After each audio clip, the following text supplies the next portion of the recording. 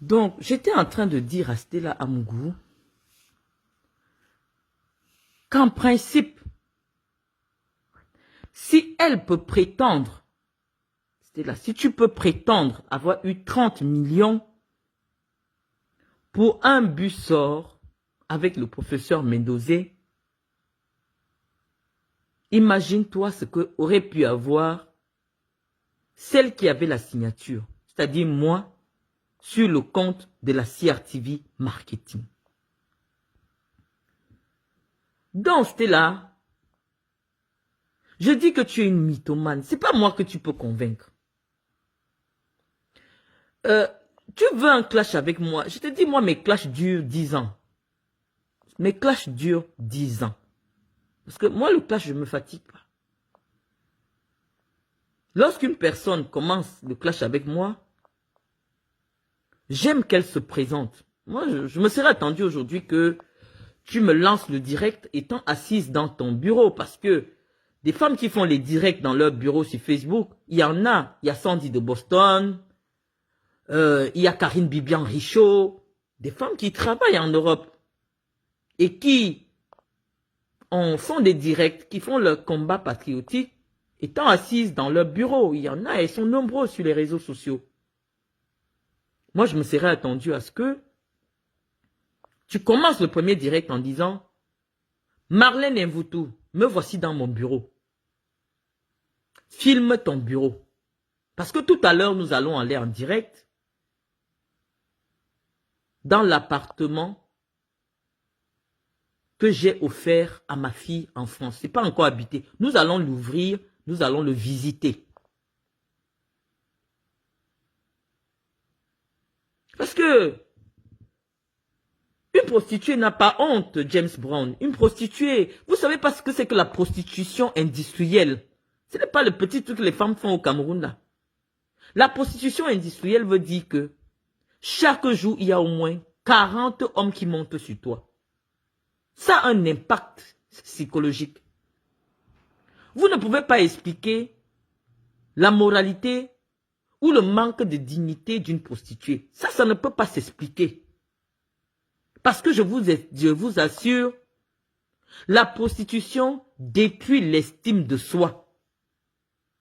Parce que les clients, vous savez pas, vous savez, l'homme a une part animale qu'il refuse d'exprimer sur la mère de ses enfants.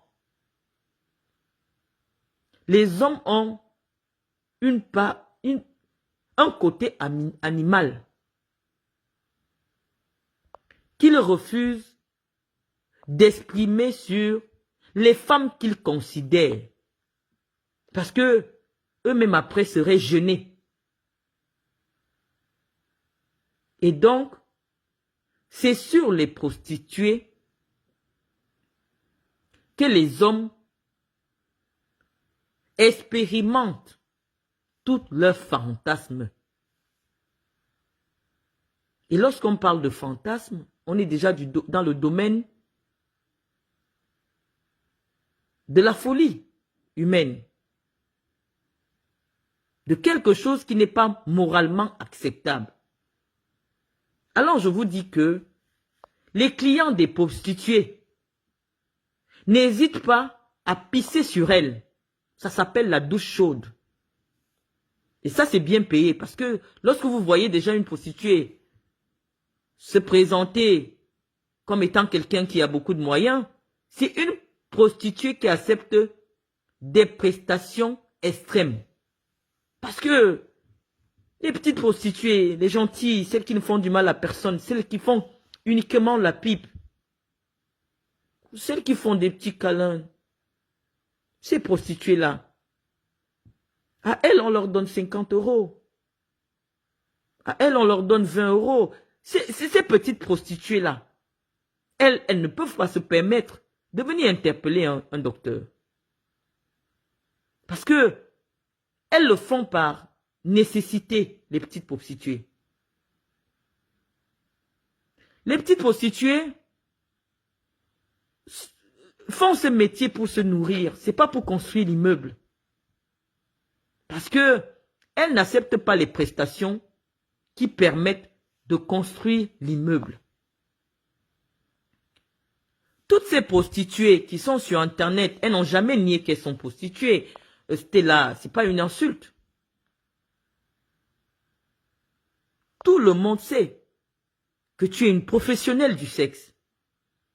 Et que tu as passé même un autre cap. Tu as des camions où des gens travaillent et ils te payent de l'argent. Ça veut dire que tu as des employés dans ce secteur d'activité-là. Nous n'inventons rien.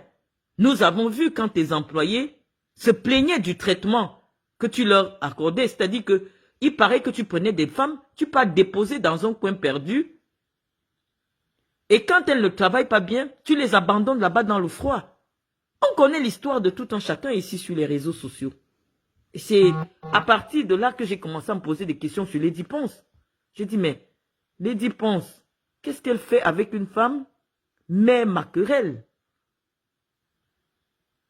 Ça a commencé un peu à tiquer dans ma tête.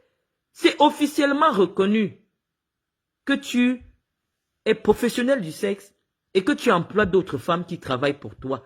Ça amène en prison en France. Parce qu'en France, tu peux encore te prostituer, c'est ton problème. Mais lorsque tu commences à prostituer d'autres personnes, c'est une faute pénale passible de 20 ans de prison. Parce que ça s'appelle du trafic humain. Et donc, si c'est avec l'argent du trafic humain que tu veux venir faire le challenge avec une mère d'enfant qui a toujours vécu dans la dignité enfance,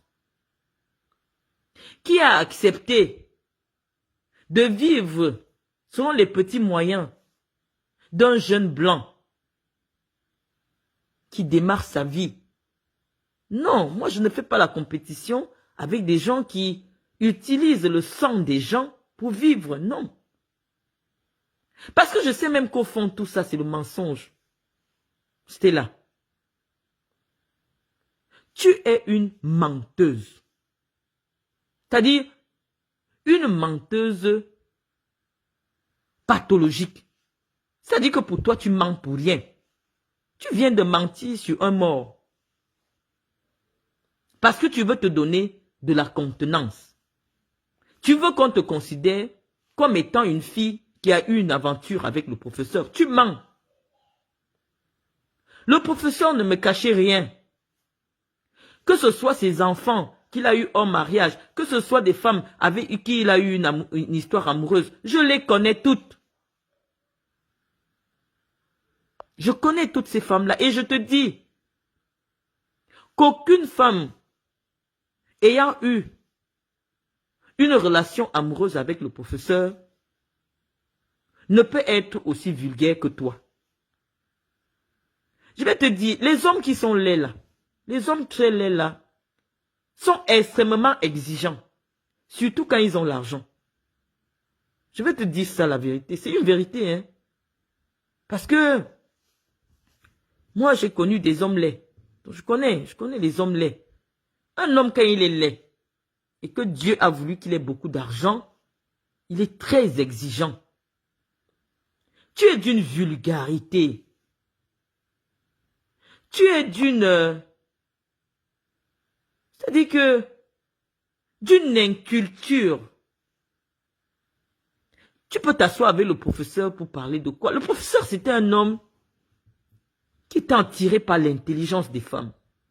Et c'est pour ça que je peux te dire, il avait beaucoup d'admiration pour moi. Parce que des enfants hors mariage, le professeur en a eu. Mais le professeur, il savait que je peux le tenir en haleine. Pendant des heures de conversation de haute qualité. On pouvait rester assis au Boukarou et que je lui apprenne des choses sur des domaines qu'il n'avait jamais explorés. Et oui, le professeur était très amoureux de mon intellect. Il disait, je suis fier de toi. Je suis très fier de toi. Tu me rends fier, Marlène. Tu me rends fier. Je suis fier de ton intelligence. Le professeur était attiré par l'intelligence. Donc, je te dis, tu as menti sur le prof. Moi, je connais le prof, je connais l'homme. Je connais l'homme. Je pouvais acheter les vêtements du professeur les yeux fermés. Parce que je connais ce qu'il aimait. Non, Stella, tu n'as pas connu le professeur. Tu as fait peut-être de la petite prostitution de bas étage à Douala.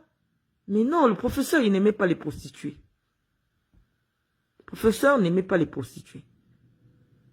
Donc, voilà le point sur lequel je peux te répondre. Et je vais répondre parce que les gens veulent connaître comment une prostituée fait pour avoir beaucoup d'argent. Lorsque vous voyez une prostituée qui prétend avoir de l'argent, c'est une prostituée qui accepte qu'on fasse caca dans sa bouche. Parce que les grands hommes, les hommes riches,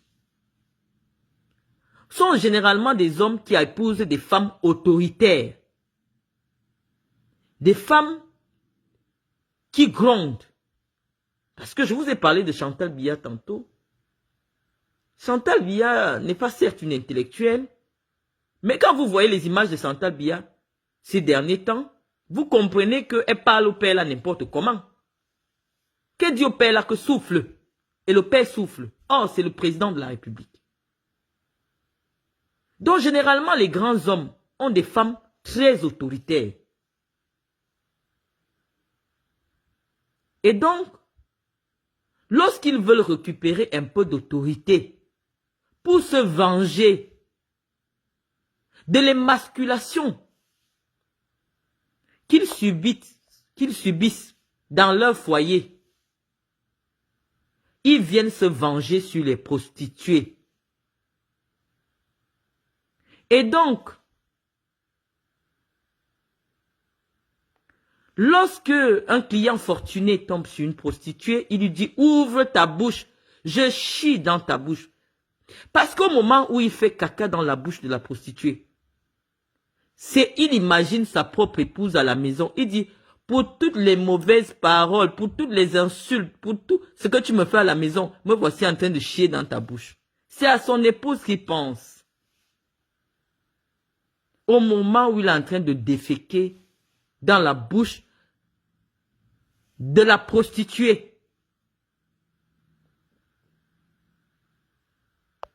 Et donc, Stella, lorsqu'une prostituée, une femme qui ne peut pas montrer une fiche de paye, ça fait plus de 10 ans que tu es en Europe, tu ne peux pas nous montrer une création d'entreprise. Parce que même quand tu crées une entreprise, elle fait un jour en France, pour la liquider, il faut aller au tribunal. C'est la loi. Donc, tant que tu n'as pas encore vu qu'une de mes entreprises est en liquidation judiciaire, ça veut dire que mon entreprise est crédible et qu'elle fait des recettes. Parce que toute création d'entreprise en France engendre le paiement des impôts. Que tu fonctionnes, que tu ne fonctionnes pas, tu dois payer les impôts. En France, on ne dit pas que non, je n'ai rien fait, je n'ai pas travaillé. Non, on dit que le simple fait que tu existes en tant qu'entreprise, tu payes les impôts en France. Et si tu ne veux pas payer les impôts, tu es obligé de te mettre en liquidation judiciaire. Pour que le fisc soit au courant que non, cette personne n'a rien gagné. Et donc, judiciairement, nous allons opérer à sa mort. En France, on ne dit pas que je ferme mon entreprise. Non. C'est la loi. Amuse-toi un peu un jour à créer une entreprise. Comme ça, tu vas comprendre. Pas auto-entrepreneur. Hein, parce que auto-entrepreneur, c'est autre chose. Moi, je n'ai aucune entreprise auto-entrepreneur. Amuse-toi à créer une entreprise avec un statut juridique de SARL. Seulement. Tu vas comprendre ce que c'est que la loi en France.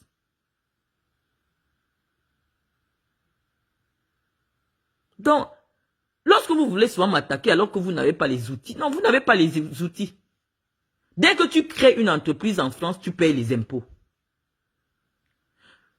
Tu es revenu dans une affaire où j'aurais prétendu que sans papier, tu ne peux pas, sans titre de séjour, tu ne peux pas ouvrir un compte en France. Je vais te dire que c'est la vérité. Un compte courant, parce que je ne parle pas d'un compte d'épargne. Généralement, des structures comme la Poste, aujourd'hui sont obligées d'ouvrir des comptes aux demandeurs d'asile politique qui ne sont pas encore en possession des titres de séjour. Mais au moment de l'ouverture du compte, l'institution bancaire, qui est suffisamment particulière, qu'on appelle la Poste, exige une domiciliation. Et c'est pour ça que les gens vont dans les CCAS prendre leur domiciliation, parce que c'est cette domiciliation-là qui prouve qu'ils sont fiscalement domiciliés en France. Mais lorsque vous n'êtes pas dans le cadre d'un demandeur d'asile politique, et qui forcément, qui dit demandeur d'asile politique, dit quelqu'un en cours de régularisation. Parce que pour avoir le statut de demandeur d'asile, il faut d'abord déposer un dossier à l'OFPRA. Et donc l'administration française vous connaît déjà. Et donc vous avez un papier que vous allez donner à la Poste qui prouve que l'administration française vous connaît déjà. Mais quelqu'un qui sort du Cameroun, rien qu'avec son passeport camerounais, ne peut pas ouvrir un compte en France. Rien qu'avec son visa, non, il ne peut pas ouvrir un compte en France. Les seuls comptes qui existent, la seule possibilité d'ouverture de compte, c'est pour les banques en ligne, là, les trucs offshore, là. Et que généralement, les prostituées utilisent pour payer leurs annonces. Parce que, pour l'ouverture de ces comptes-là, ce n'est que le passeport qui est exigé. D'autant plus que c'est des comptes qui sont limités. Ce n'est que 1 000 € par an qui peuvent passer sur ces comptes-là. Oui, c'est possible d'avoir un compte bancaire avec une carte, mais ce sont pas ce sont des banques offshore. Des banques offshore. Je ne sais pas si tu sais ce que ça signifie. Oui, tu peux avoir un compte, même un RIB, et une carte. Et puis, ces banques-là aussi aident tous ceux qui sont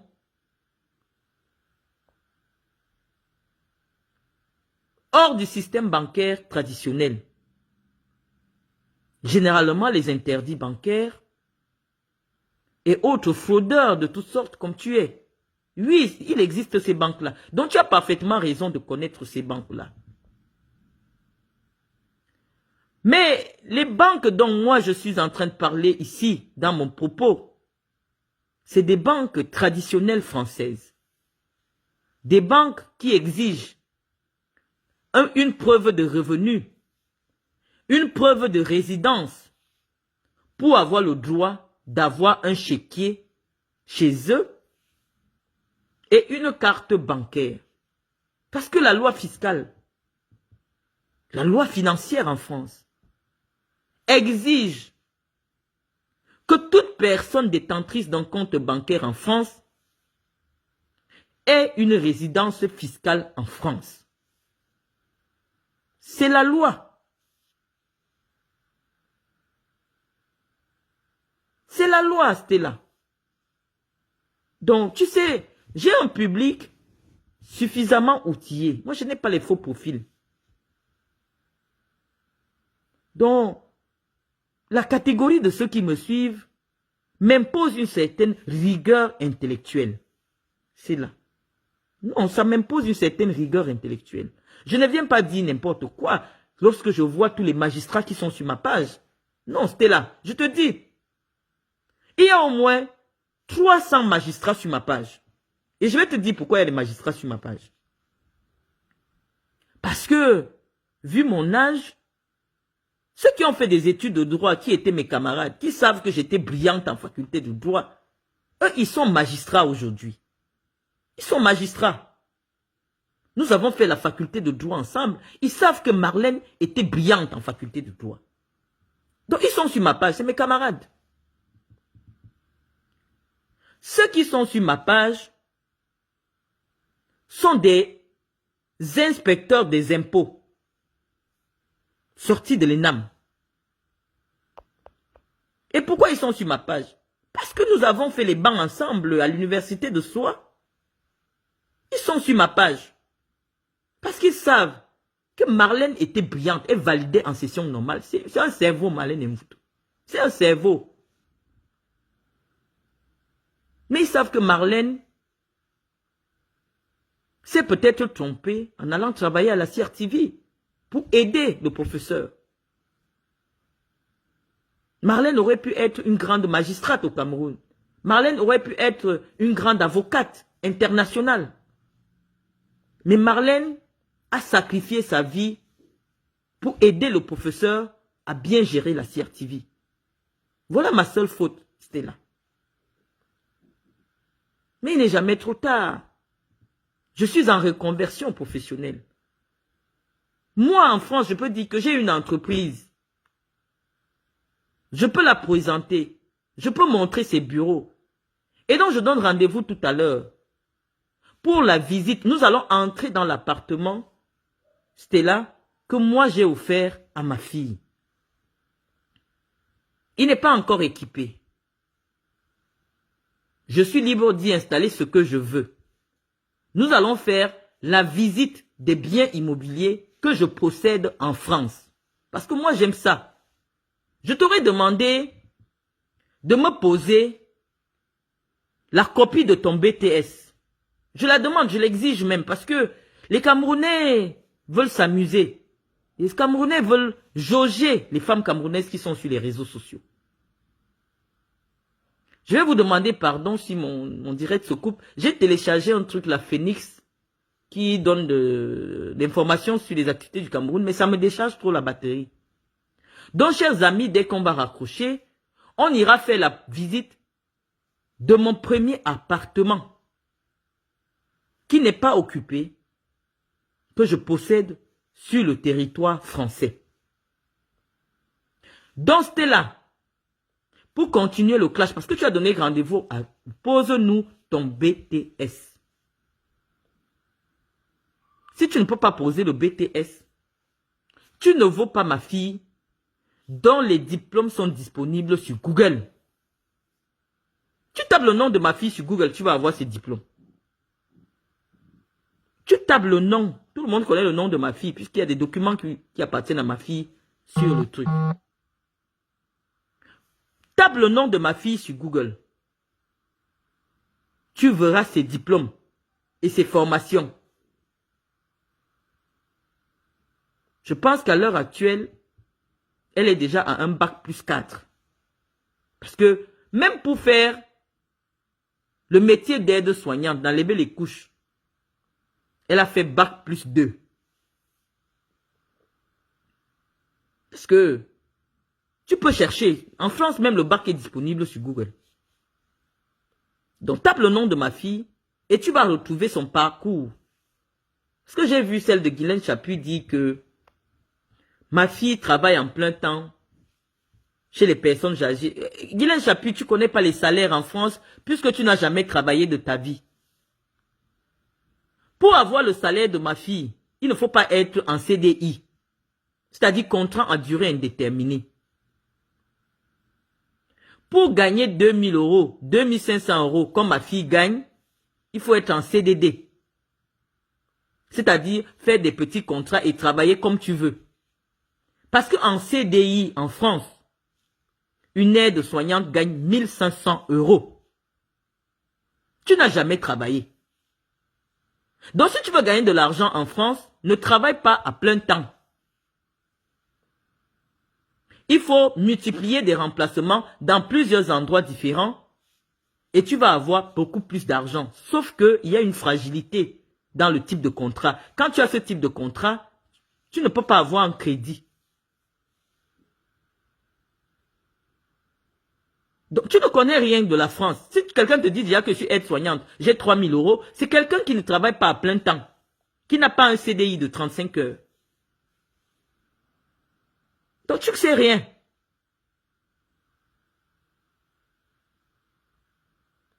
Non, Dodo, tu ne connais pas, toi qui viens commenter là, les comptes offshore, non, tu ne connais pas. Je te dis que les comptes que les prostituées utilisent pour payer leurs annonces ont 1 000 € par an. Ne peuvent faire des transactions que de 1 000 €. Donc tu peux aller rechercher sur Google. Moi, je parle toujours avec des références. Moi, ma référence, c'est Google. C'est un moteur de, c'est le moteur de recherche le plus puissant au monde. Donc, lorsque quelqu'un me dit que mon français de Google, non, ça veut dire que j'ai un niveau très élevé.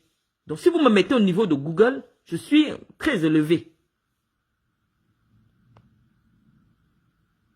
Donc, Stella, toutes tes amies, toutes les femmes que tu veux côtoyer là, leurs maris sont des personnes âgées. Et donc, elles aussi, leur métier actuellement, en dehors de ce qu'elles font, c'est personnes âgées. C'est quand ton mari a 84 ans. Ah. Tu as parlé de mon époux. Je vais te dire, tous les hommes que j'ai connus, de la manière que je traite Gaëtan, ou que Gaëtan vit avec moi, c'est comme ça que j'étais avec eux. À la seule différence que il n'y avait pas encore Facebook. Ou alors j'étais pas sur Facebook. Mais tous les hommes qui m'ont déjà rencontré vont te dire que je suis très autoritaire, mais aussi très aimante. Lorsque je parle avec Gaëtan, il sait que nous sommes en train de nous amuser. Il n'est même pas au courant de ce que je fais sur Facebook, le pauvre. Il n'est pas abonné à ma page. Il ne connaît même pas ce compte sur lequel je vous parle. Le seul compte que mon époux connaît, c'est Marlène Jolie. Donc, même si je l'appelle là, il ne sait pas à qui je suis en train de m'adresser. Mais je vais te dire que les femmes de mon rang ont besoin des hommes qui les traitent comme leur égal.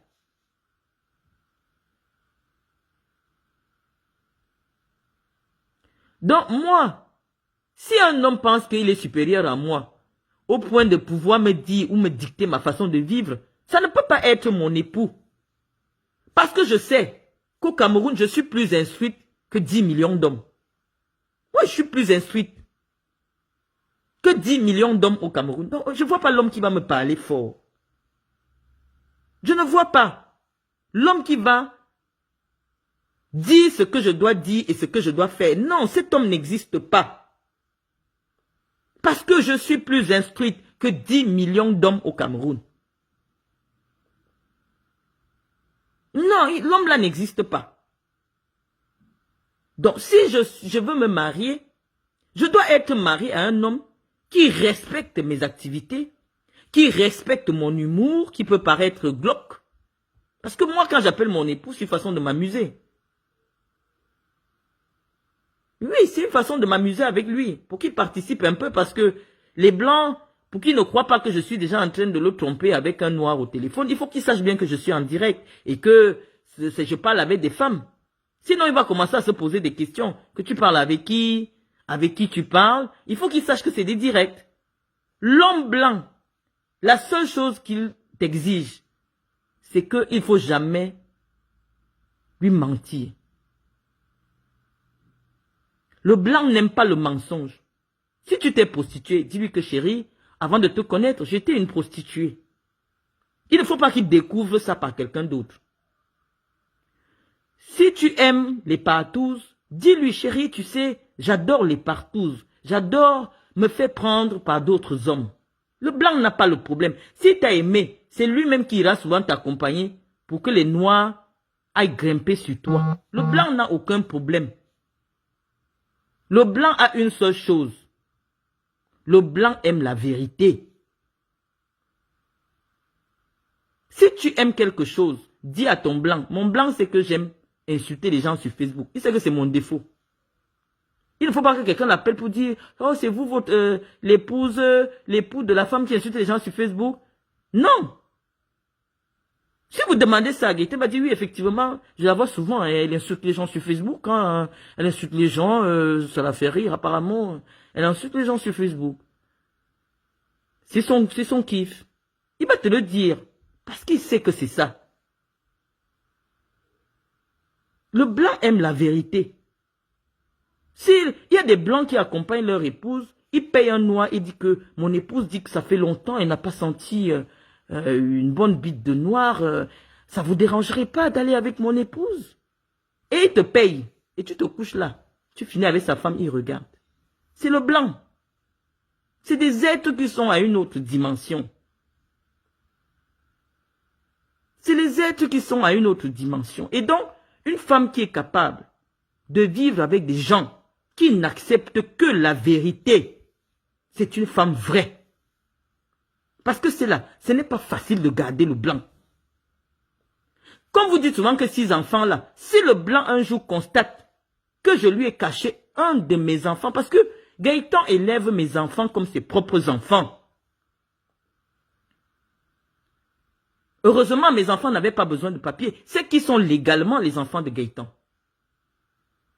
Mais si Gaëtan découvre un jour que je lui ai caché l'existence d'un seul enfant, alors que depuis que nous avons 2 ans de mariage, la loi lui donnait le droit de reconnaître tous mes enfants, et que j'ai laissé mon enfant au Cameroun dans la misère, Gaëtan va divorcer. Gaëtan va partir. Parce qu'il ne pourra pas tolérer un tel mensonge. Je te dis, Stella, même quand je suis amoureuse d'un homme, et que je décide que Gaëtan, écoute, pour le moment je suis très amoureuse, je vais dire à Gaëtan, il va me dire, bah, essaye de peser, est-ce que tu penses que ton amourette vaut le coup? Si je tombe amoureuse d'un autre homme, je vais le dire à Gaëtan. Je vais dire à Gaëtan, il y a un homme qui me plaît. Je l'aime bien. Il va me poser la question, est-ce que tu penses que tu peux mettre notre relation sur la balance pour cette relation-là? Oui. C'est ça la vie avec le blanc. Mais toi, tu es dans les mensonges. Tu mens surtout. J'ai même voulu publier les messages avec ta grande soeur. Ta grande soeur misère, elle m'a dit qu'elle veut faire les jus. Donne le capital à Tatiana. Tu quittes derrière les gens sur Facebook. Tatiana, ta soeur aînée, elle souffre avec ses enfants. Son mari est malade. Ta mère souffre au Cameroun. Moi, ma mère ne vit pas au Cameroun. Tu mens. Ma mère vit en Haute-Savoie, à Cruzeuil, dans les montagnes, où le logement est extrêmement cher. Ma mère est propriétaire en France. C'était là, tu mens sur ma mère. Et tous les Camerounais peuvent témoigner que ma mère vit en Europe. Ma mère est française. Ma mère a épousé un Français. Tu mens sur ma mère.